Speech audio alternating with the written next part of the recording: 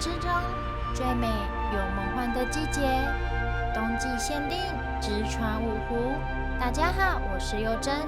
上集参加了雪鞋践行野生动物观赏之旅，漫步在白雪覆盖的森林里，寻找动物足迹。壮阔的峡谷与海岸线，沉浸在大自然之中。同时也和大家分享了交通方式、穿着装备等。还没看上集的朋友，可以点选右上角连结哦。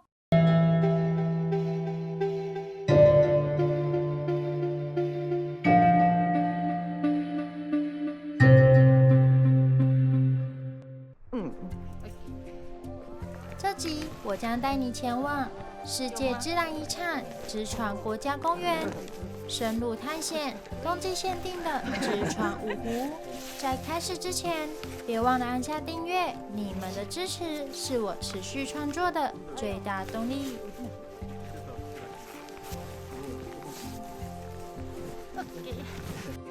直船五湖被列为直船八景之一，是由原生林环绕的5座湖泊所组成。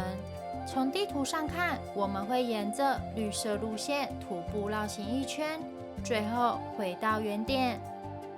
直船五湖冬季期间不对外开放，需有专业导游带领。这次行程我都是参加 Pikio 的导览团，费用1人7000日元，一早导游会到饭店接送，接着前往直船五湖徒步入口。开始前，导游都会确认大家身上的装备及鞋子，如需要也可以和导游租借。特别注意，沿途是没有厕所的哦。出发前别喝太多水。不过在冬季，湖面早已被雪白覆盖，所以这个季节是看不到湖水的哦。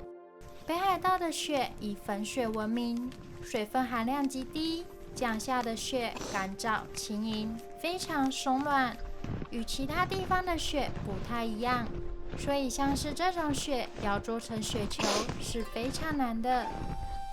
北海道有时下冰线，有时下雪花，非常特别。大家下次不妨仔细观察看看。虽然冬季的直船五湖看不到湖，但这边冬季与夏季景色非常截然不同。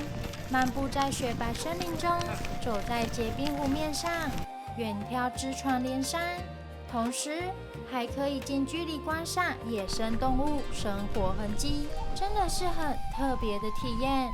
导游沿路也会解说这边冬季生态，也有简易的英文导览哦。从一湖这边望出去，可以看到鄂霍次克海，它的海拔比北半球任何其他冰冻海域都还要低。在2月期间，还会看到俄罗斯黑龙江河口结冰后，随着洋流南下至北海道直船半岛鄂霍次克海的自然情景，也被誉为冬季限定的世界自然遗产美景。这次我来的时间是1月底，如果是2月来的朋友，可以参加五湖徒步与溜冰漫步，一定要提前上官网预约哦，有机会还可以看到非常特别的溜冰天使呢。参加完行程后，非常推荐大家可以到街上走走，这边的自然景观真的非常漂亮。还有奇特的哥吉拉岩石和龟岩。另外，我觉得这边的天空真的好美，有机会晚上还可以看星星哦。那本集影片就到这边啦。直船有很多活动可以参加，最著名的直船五湖践行与溜冰漫步，一定要提前1至2个月预约比较保险。另外，服装部分需保暖、保温、防水。